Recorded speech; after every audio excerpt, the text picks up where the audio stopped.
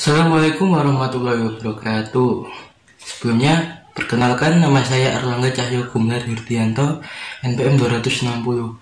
Di sini saya akan mempresentasikan tugas bahasa Indonesia, yaitu karya tulis ilmiah yang berjudul Pengaruh Kuliah Daring Terhadap Semangat Belajar Mahasiswa UPN Veteran Jatim Angkatan 2019.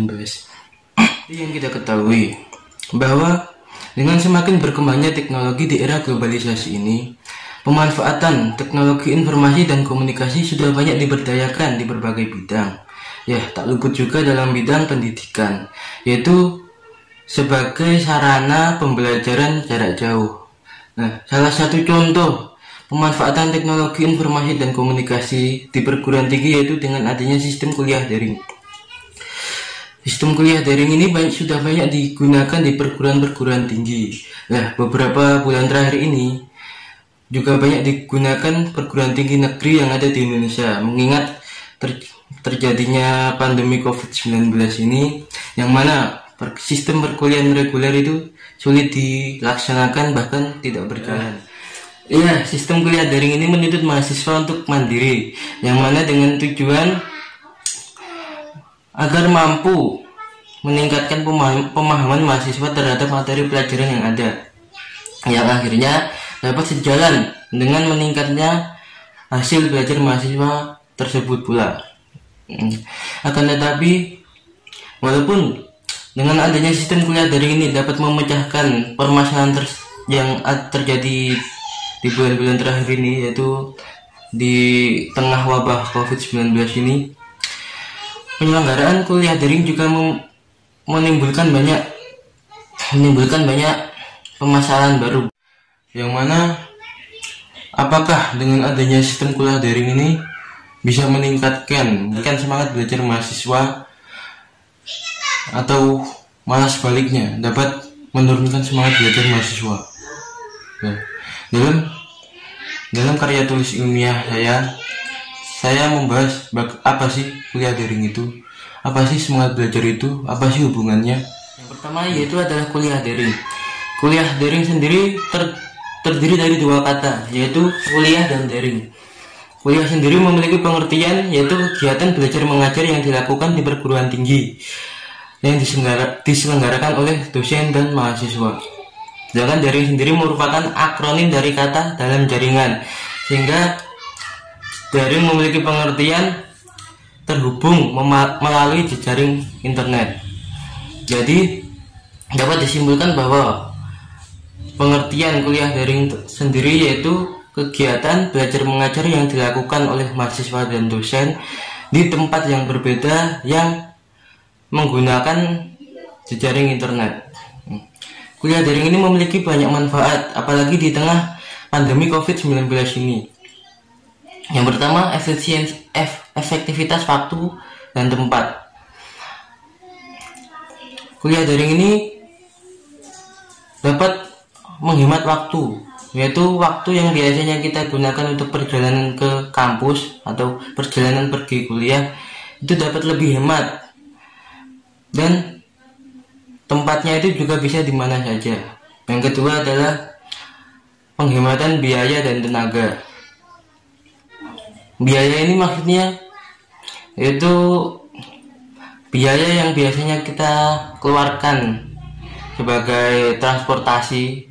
Nah, dengan adanya kuliah daring ini kan kita jadi bisa melaksanakan kuliah di rumah. Jadi biaya transportasi itu bisa lebih hemat. Adapun kekurangan dari kuliah daring tersebut yaitu terlalu banyak menggunakan biaya internet. Jadi biaya internet yang digunakan dalam kuliah daring itu termasuk cukup besar. Yang kedua yaitu kegiatan perkuliahan tergantung dengan koneksi internet. Apabila koneksi internet tidak stabil atau down, maka kemungkinan juga akan tertinggal materi. Yang ketiga yaitu tergantung kedisiplinan mahasiswa itu sendiri. Jadi apabila mahasiswa itu terkesan meremehkan atau tidak disiplin, maka itu sudah pasti akan tertinggal materi. Dan yang keempat yaitu tidak semua mata kuliah itu bisa dilakukan dengan daring. Contohnya itu seperti mata kuliah yang menggunakan sistem praktik. Ini semangat belajar. Semangat belajar sendiri memiliki pengertian yaitu kekuatan atau energi yang dapat menimbulkan sikap antusiasme dalam melaksanakan kegiatan belajar. Adapun faktor-faktor yang mempengaruhi semangat belajar seseorang itu bisa terjadi dari luar orang itu atau eksternal, atau bisa dari dalam individu tersebut atau internal. Dalam karya tulis ilmiah ini saya menggunakan metode pengumpulan data kuesioner melalui Google Form, yang mana saya mengambil sampel 41 orang yang berkontribusi dari mahasiswa UPN Veteran Jatim jurusan akuntansi angkatan 2019, yang mana kuesioner ini terdapat 6 pertanyaan yang bisa kita lihat berikut ini. Nah,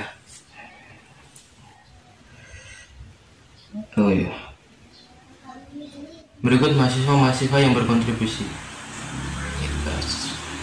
Oke.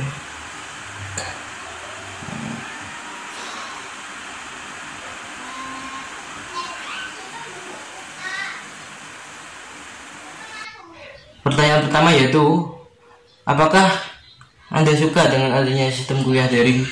Ya, dapat dilihat di situ ada diagram ya. Dari 41 tanggapan, total 68,3% itu menyatakan tidak. Jadi 63% atau bisa dibilang 28 dari 40 mahasiswa itu menyatakan mereka tidak suka dengan adanya sistem kuliah daring. Nah, itu pertanyaan kedua. Seberapa sering Anda melakukan kuliah daring dalam sehari? Yaitu rata-ratanya. Dari data tersebut,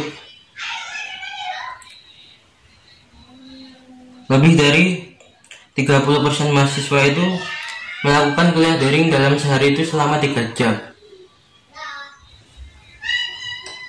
Dan bahkan ada yang sampai 6 jam dalam sehari. Ya, pertanyaan ketiga.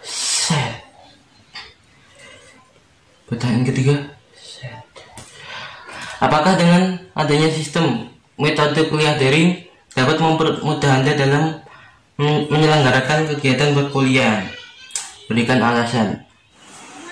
Nah, dari 41 mahasiswa ini ada yang menjawab mempermudah, yaitu dengan alasan karena tetap dapat menyelenggarakan kegiatan perkuliahan di tengah pandemi COVID-19 ini. Namun ada juga yang mengatakan tidak memudahkan, yang mana mereka beranggapan bahwa masih banyak dosen yang menggunakan metode atau cara penyampaian kuliah daringnya itu membingungkan atau mempersulit mahasiswa, dan kurangnya interaksi antara mahasiswa dengan dosen atau mahasiswa dengan mahasiswa itu membuat ya kurangnya pemahaman. Yang keempat,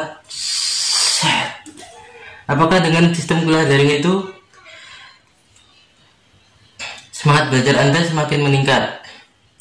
Dapat dilihat di situ ya, bahwa 64,8% mahasiswa menyatakan tidak, dan 7,2% mengatakan iya, dan 26,4% itu menyatakan biasa saja. 5 yaitu, apakah sarana dan prasarananya sudah memadai? Ya, dari diagram tersebut menyatakan bahwa 63,4% itu menyatakan belum memadai, dan 31,7% menyatakan sudah, dan sisanya lain-lain. Pertanyaan ke-6, menurut Anda apa yang perlu diperbaiki dari sistem kuliah daring yang diselenggarakan di UPN Veteran Jatim? Dari 41 mahasiswa, banyak yang menyarankan bahwa sebaiknya pihak kampus memberikan subsidi atau memberikan bantuan berupa kuota internet, yang mana kuota internet ini perlu atau sangat dibutuhkan oleh mahasiswa dalam melakukan sistem perkuliahan daring.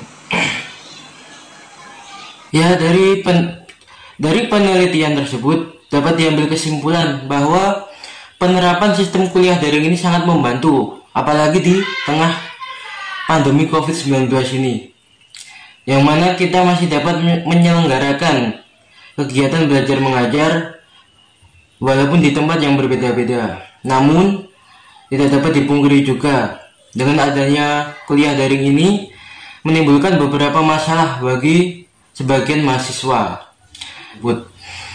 Oleh sebab itu, beberapa mahasiswa menyarankan bahwa pihak kampus agar secepatnya memberikan subsidi atau memberikan bantuan berupa kuota internet, yang tentu saja sangat membantu bagi setiap mahasiswa yang menyelenggarakan kuliah daring. Mahasiswa memberikan saran bahwa supaya pihak kampus memberikan bantuan berupa subsidi atau bantuan berupa kuota internet, yang tentu saja sangat membantu untuk pelaksanaan kuliah daring. Mungkin sekian presentasi dari saya. Adapun banyak kesalahan, banyak salah-salah kata, banyak kata-kata yang membingungkan, saya mohon maaf sebesar-besarnya. Sekian dari saya. Wassalamualaikum warahmatullahi wabarakatuh. Jadi dari penelitian tersebut dapat diambil kesimpulan bahwa dengan adanya sistem kuliah daring dapat membantu kita, apalagi di tengah pandemi COVID-19 ini, yang mana kita masih dapat menyelenggarakan kegiatan belajar mengajar walaupun di rumahnya masing-masing. Namun tidak dapat dipungkiri juga, kegiatan kuliah daring ini menimbulkan beberapa permasalahan bagi sebagian mahasiswa. Oleh sebab itu, sebagian mahasiswa memberikan saran bahwa sebaiknya pihak kampus memberikan bantuan berupa kuota internet bagi setiap mahasiswa, dan juga agar pihak dosen itu memberikan pengawasan yang lebih ekstra bagi mahasiswanya walaupun di tempat yang berbeda-beda, sehingga pelaksanaan kuliah daring dapat diselenggarakan dengan baik. Ya, sekian presentasi dari saya. Adapun banyak salah-salah kata, ada banyak kata yang membingungkan, saya mohon maaf sebesar-besarnya. Mungkin sekian. Terima kasih. Wassalamualaikum warahmatullahi wabarakatuh.